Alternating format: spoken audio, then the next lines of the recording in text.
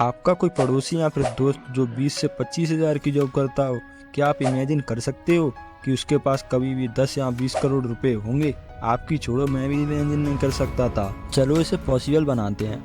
मान लो 3 बंदे हैं, राजू, श्याम, बाबूराव। यानी पहले का नाम है राजू, जिसकी एज है 20 साल और उसकी सैलरी है 25 हजार। और दूसरे का नाम है श्याम, जिसकी एज है 30 साल यानी 30 ईयर्स और उसकी सैलरी भी 25 हजार ही है।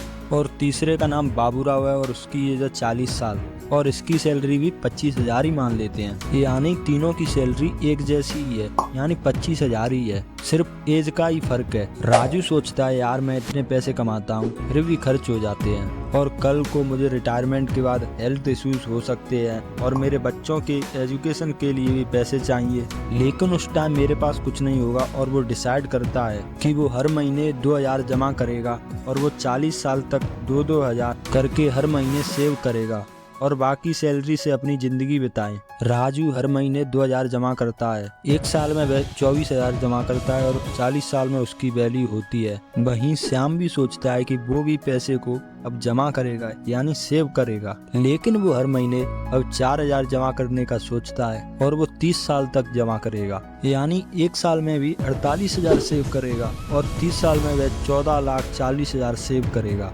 जब दोनों पैसे जमा कर रहे हैं तो फिर बाबूराव क्यों पीछे रहे? भाई बाबूराव भी सोचता है कि वो भी पैसे सेव करेगा, लेकिन राजू श्याम की तरह नहीं, बल्कि वो 10,000 पर मंथ सेव करेगा, लेकिन वो 20 साल तक ही सेव करेगा क्योंकि एज उसकी 40 साल है। हर महीने और 10,000 सेव करेगा, यानी एक साल में वो 1,20,000 सेव करेगा और 20 साल में वो 24 लाख सेव करेगा। तीनों की सैलरी सेम है यानी 25,000। राजू की एज 20 साल है और श्याम की एज 30 साल है और बाबूराव की एज 40 साल है। राजू ने 2000 पर मंथ सेव किया था और 40 साल तक यानी 9,60,000 सेव किया था और श्याम ने 4000 पर मंथ सेव किया था और 30 साल तक सेव किया था, जिसकी वैल्यू 18 लाख होती है। और बाबूराव ने 10,000 पर मंथ सेव किया था और 20 साल तक किया, जिसकी वैल्यू होती है 24 लाख। अब इस पर नॉर्मल 15% का कंपाउंड एनुअल रिटर्न लगा देते हैं, जो कि आसानी से किसी भी म्यूचुअल फंड और इंडेक्स फंड में मिल जाता है। एंड राजू जिसने 2000 पर मंथ 40 साल तक सेव किया, उस पर 15% का रिटर्न अगर हम एनुअल रिटर्न लगा देते हैं तो 40 साल बाद उसकी वैल्यू होगी 6,28,07,511 पे। वहीं श्याम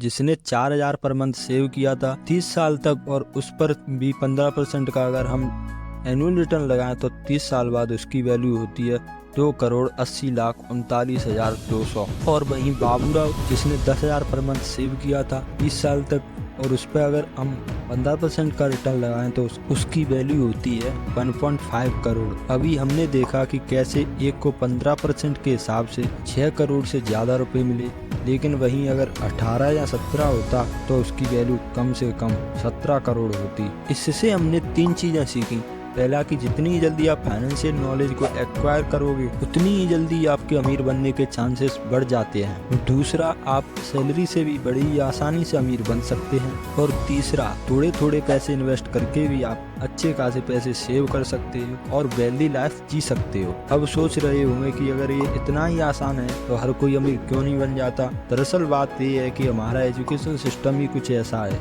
हमारे एजुकेशन सिस्टम को अंग्रेजों ने बनाया था और इसे तब बनाया था जब उन्हें लगा कि फैक्ट्रियों में काम करने के लिए अब पढ़े लिखे मजदूरों की जरूरत है। इसलिए उन्होंने इंडियन एजुकेशन सिस्टम को इस तरह से डिजाइन किया है कि ज्यादा से ज्यादा मजदूर पैदा होते रहे। आप वीक में हमारी 2 वीडियो देखकर भी फाइनेंशियल अवेयर हो सकते हो और इसके लिए आप फ्री में नीचे लाल वाले सब्सक्राइब के बटन को दबा सकते हो। थैंक यू सो मच अपना वैल्यूएबल टाइम देने के लिए।